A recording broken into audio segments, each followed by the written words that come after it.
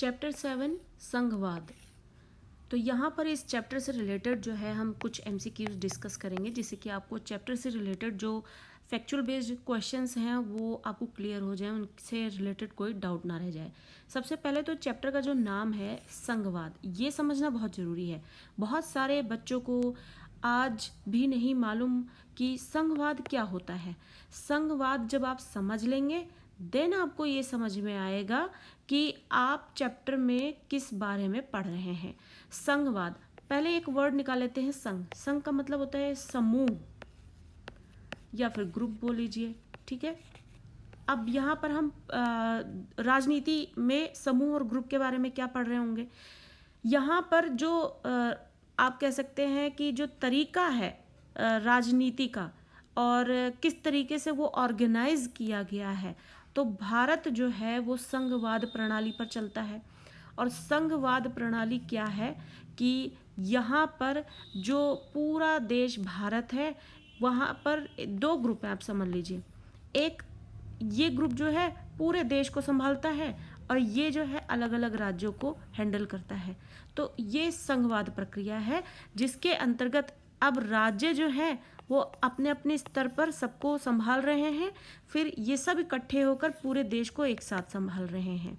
तो इस तरीके से ये राज्यों को इकट्ठा करके, सारे राज्यों को इकट्ठा करके, अब आप हम यहाँ पर कमेंट सेक्शन में बताएंगे कि कितने राज्य हैं हमारे देश में, जो हैं वो कितने राज्य हैं, उनकी संख्या या फिर नाम, और उसके साथ सारी डिटेल आप कमेंट करें, जिससे कि आपको पता होना चाहिए कि ये चैप्टर अगर आप समझ रहे हैं, इस लेवल तक आ रहे हैं, तो आपको पता होना चाहिए कि कितने राज्य हैं।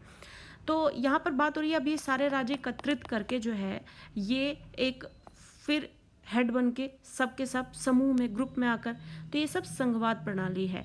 अब यहाँ पर एक सरकार होती है केंद्र सरकार और एक होती है राज्य सरकार। केंद्र सरकार जो मेनली इकट्ठे होकर एक साथ पूरे देश की रखवाली करते हैं, और राज्य सरकार जो है राज्य स्तर पर करती है। तो ये मोटी मोटी बात ये समझ लें आप। और यहाँ पर फिर भी पावर जिसकी ज़्यादा होती है वो किसकी होती है, केंद्र सरकार की होती है। तो इस तरीके से एक एग्जाम्पल ले लेते हैं, जैसे कि मान लीजिए घर में आप पेरेंट्स जो हैं वो सारे बच्चों का ख्याल रख रहे हैं कि उनकी स्टडीज़ अच्छी चल रही है, और हर बच्चा अपनी अपनी स्टडीज़ पर ध्यान दे रहा है कि उसकी स्टडीज़ अच्छी चले। तो ये क्या है, ये राज्य सरकार हो गई और ये केंद्र सरकार। और हेड कौन होगा, आप अपनी पढ़ाई पे ख्याल रख रहे हैं, लेकिन जब तक पेरेंट्स आपकी पढ़ाई का ख्याल नहीं रखेंगे तब तक आप कैसे ग्रो करेंगे, आगे बढ़ेंगे। तो ये हो गई हमारी केंद्र सरकार, और आप लोग हो गए राज्य सरकार। तो ये सब क्या होता है, राज्यों को इकट्ठा करके फिर एक बड़ा ग्रुप और समूह तैयार होकर वो संघवाद प्रणाली चलती है। तो ये चीजें हैं संघवाद से संबंधित। प्रश्न नंबर 1 लेते हैं। यहाँ पर एमसीक्यूज हैं यहाँ पर हमारे पास।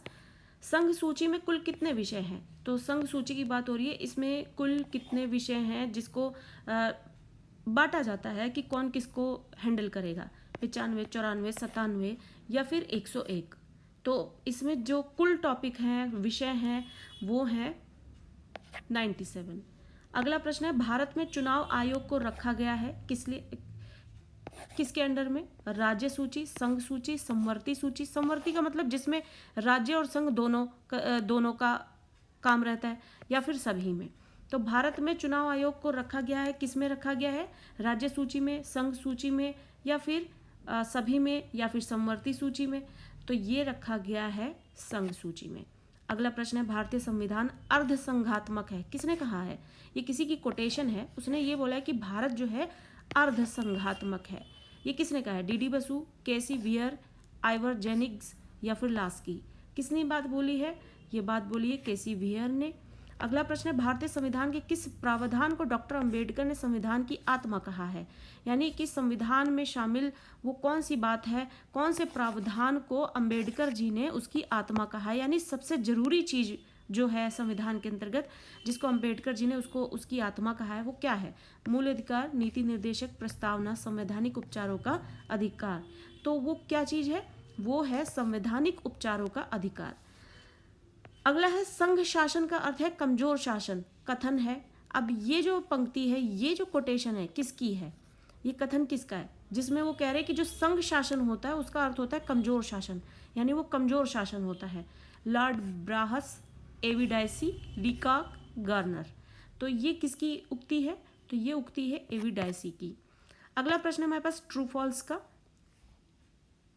पहला प्रश्न है कि 26 जनवरी 1950 को भारतीय संविधान लागू किया गया, क्या यह सत्य है या फिर असत्य है? बिल्कुल सही बात है कि 26 जनवरी 1950 को भारतीय संविधान लागू किया गया। अगला है संघात्मक शासन की स्थापना अमेरिका में सबसे पहले हुई थी।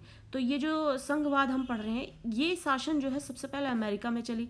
तो ये बात सही है या गलत है?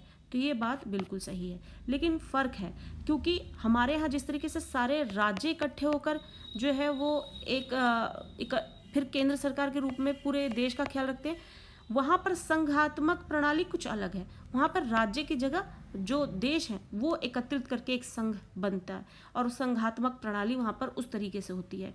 तो बात तो बिल्कुल सही है, तरीके की बात हुई है यहाँ पर कि वहाँ पे तरीका जो है वो अलग है। अगला है विदेश संबंध को संघ सूची में रखा गया है, क्या ये सत्य है या फिर असत्य है? तो ये बात जो है सत्य है। अगला है भारत में नागरिकता प्राप्त करने का जो आधार है वो जन्म है, तो क्या नागरिकता जो है जन्म के आधार पर ही मिल जाती है भारत में? तो ये बात सत्य है या असत्य है? तो ये बात जो है असत्य है। भारत में नागरिकता प्राप्त करने का आधार जो है वो जन्म है, बिल्कुल सही है। अगला प्रश्न है विवाह और तलाक जो है, ये दोनों टॉपिक जो है विवाह और तलाक से संबंधित, ये समवर्ती सूची का विषय है, सत्य है या फिर असत्य? ये असत्य है। अगला प्रश्न है धारा 356 वित्त संकट से संबंधित है, जो आर्थिक समस्या से संबंधित जानकारी है या फिर डिटेल्स हैं वो धारा 356 में है, क्या ये बात सही है या गलत? तो ये बात गलत है, असत्य है। प्रश्न नंबर 3 लेते हैं, रिक्त स्थान की पूर्ति करनी है। संविधान में भारत को क्या कहा गया है? राज्यों का संघ। जो हमने पीछे डिस्कस किया है वो क्या है? राज्यों का संघ है एक, या फिर आम भाषा में आप सिर्फ समझने के लिए लिख सकते हैं कि राज्यों का एक समूह है।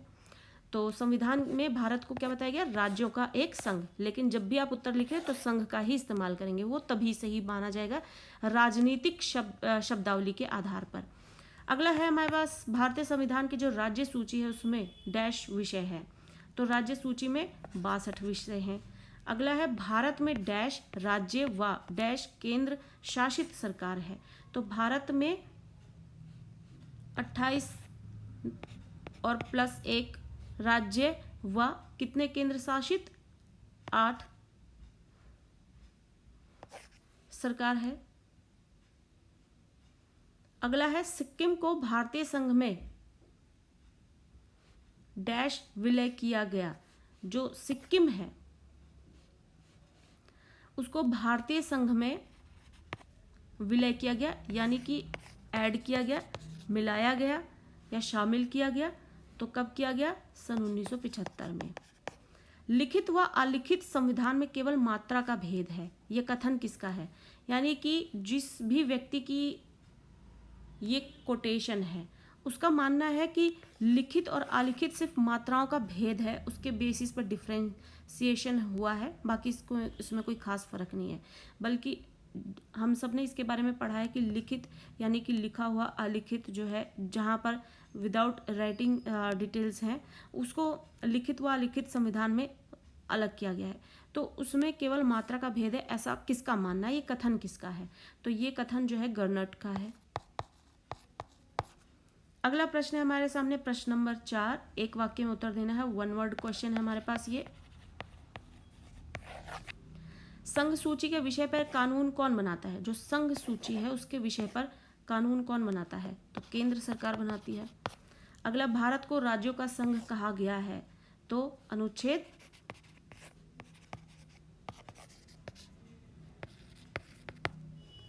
अगला है अनुच्छेद 356 में क्या बताया गया है?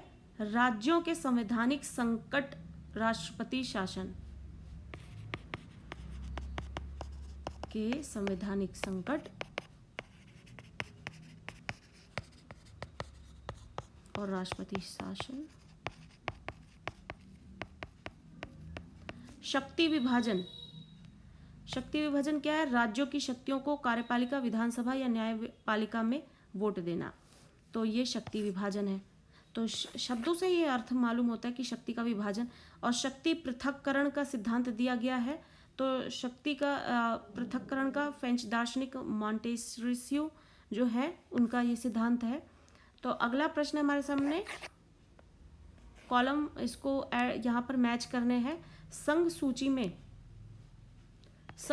में 97 टॉपिक्स हैं।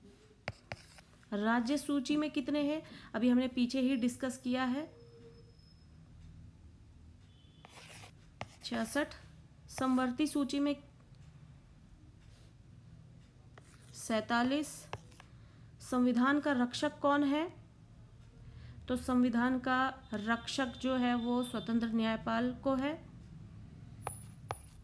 केंद्र और राज्यों के बीच विधायी शक्तियां 245, 55। तो ये इस चैप्टर से रिलेटेड यहाँ पर हमने ये क्वेश्चंस डिस्कस किए हैं जो शॉर्ट क्वेश्चंस हैं लेकिन है फैक्चुअल बेस्ड क्वेश्चंस जो कि बहुत ही ज़रूरी होते हैं। किसी भी चैप्टर से रिलेटेड जो है आपका फैक्चुअल बेस्ड जो जानकारी है वो कितनी अच्छी है उसको जानने के लिए। तो इसी तरीके से वीडियो को ज़रूर देखें, बार बार देखें जब तक आपको चीज़ें समझ में नहीं आती है, और प्रैक्टिस करें जिससे कि आपका जो चैप्टर है वो अच्छा स्ट्रॉन्ग बनेगा और आपका फैक्चुअल बेस्ड क्वेश्चन आंसर्स जो आपके सही होंगे तो आप अपने लॉन्ग क्वेश्चन आंसर्स को भी जो है अटेम्प्ट कर पाएंगे, अच्छी तरीके से हैंडल कर पाएंगे उन्हें।